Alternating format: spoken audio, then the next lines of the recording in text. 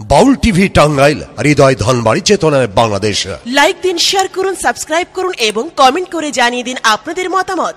দেশ ও প্রবাসী বন্ধুরা, কার্তিক আর গণেশ, আমরা যে চিরদিনের মতো তোমাদের কাছে এসেছি। মা, তুমি কোথায়? তুমি একটু চেয়ে দেখো।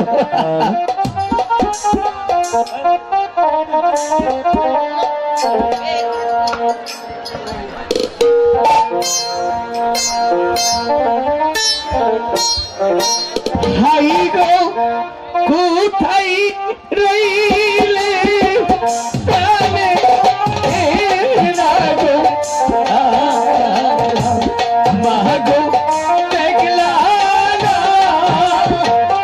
আয়া শিয়া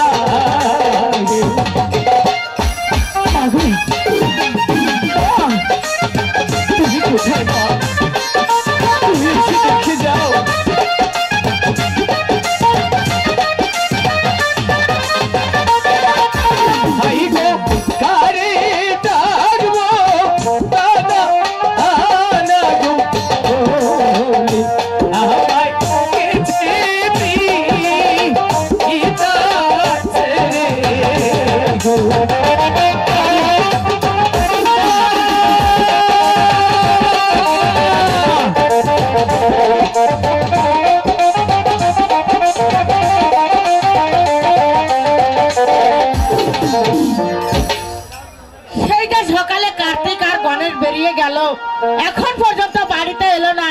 জানি না ছেলে দুটি কোথায় গিয়েছে। ঠিক আছে, আমি ওদেরকে ডাকি, দেখি আমার ডাকে সাড়া দেয় কিনা। কার্তিক, হ্যাঁ কার্তিক, গণেশ, কার্তিক,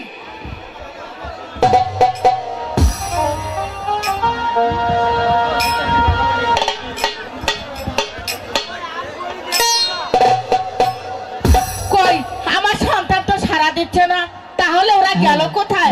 ঠিক আছে, আমি একটু ওদিকে এগিয়ে দেখি। কি গণেশ, গণেশ কথা বল বাপি, কথা বল।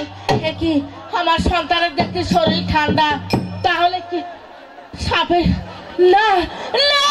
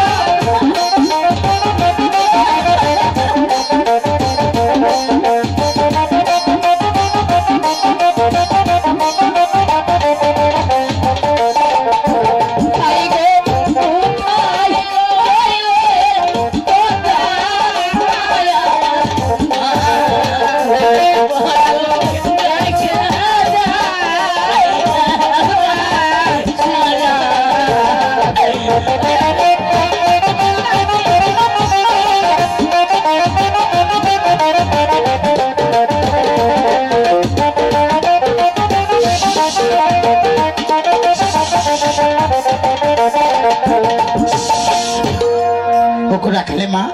মাগো হ্যাঁ তোমার কি হয়েছে? তুমি আমাকে কেন স্মরণ করেছো? মাগো চেয়ে দেখো আমার সন্তানের যে সাপে দংশন করেছে মা। ওকে রাখলে মা। হ্যাঁ মা। তোমার সন্তানকে কেন সাপে দংশন করেছে তা তুমি জানো? আমি তো জানি না মা। ওকে রাখলে মা। হ্যাঁ মা। তাহলে শোনো রাখলে মা, আমি যখন আমার পিতার সাথে সেই কৈলাসনগর থেকে যখন পঞ্চপুর শহর চলে যেতাম, তখন তোমার রাখালকে দেখে বলছিল হয়তো সেই ব্যক্তি বুড়ো আর সজ্ঞা নিয়ে যাচ্ছে 12 বছর যুবতী নারী, তাই ওদের 30 কে শুধু থাকবে আমার সাথে। মাগো হ্যাঁ। ওরা যে ছোট মানুষ, বোঝে না, ওদেরকে তুমি ক্ষমা করে দাও মা। মাগো সরে যাও। না মা। সরে যাও, সরে যাও।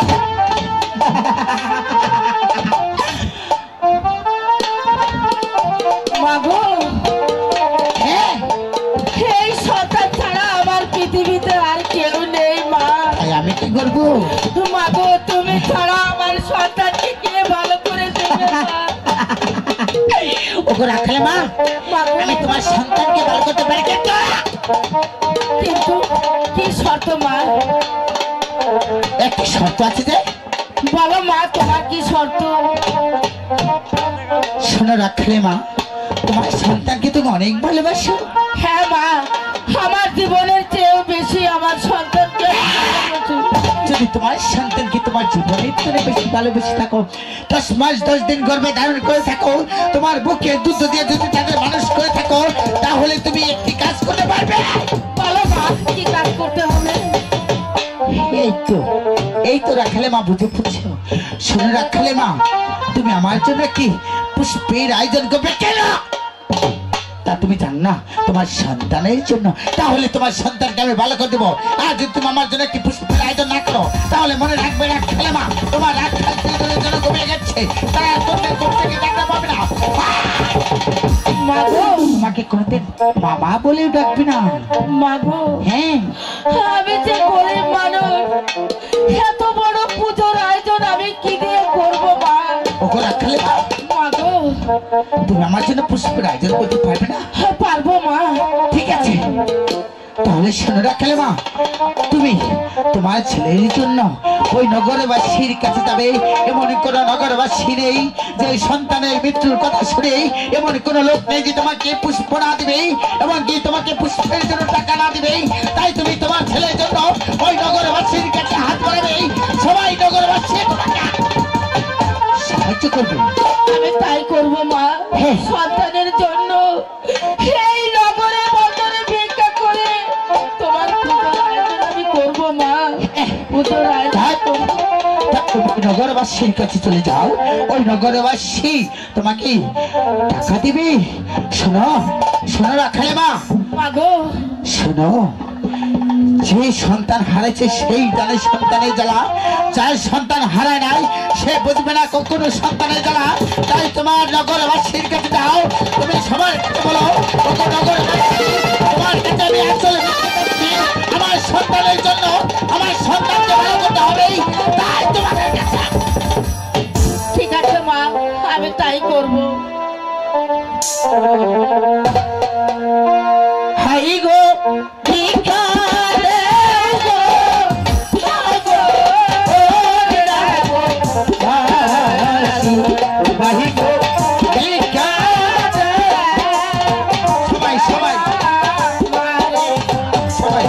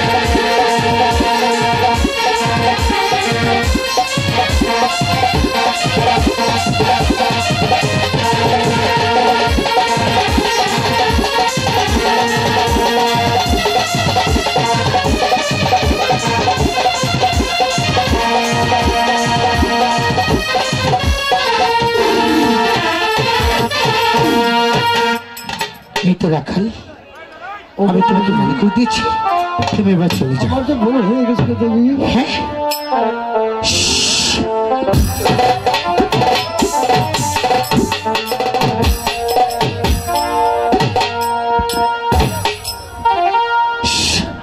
না না, এই তো আমি বড্ড ক্লান্ত হয়ে পড়েছি, আমি একটু বিশ্রাম করে নেই।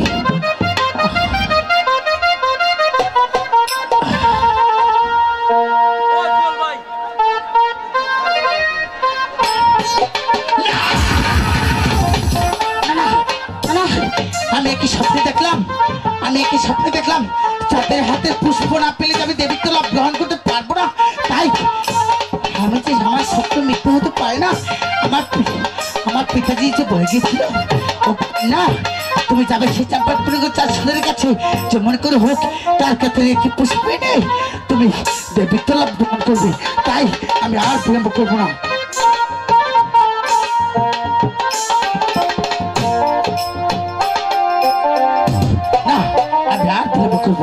তাই আমি চলে যাবো এই মুহূর্তে সেই চাম্পাইপুরনগর চার সুন্দরের কাছে। হাই গো কি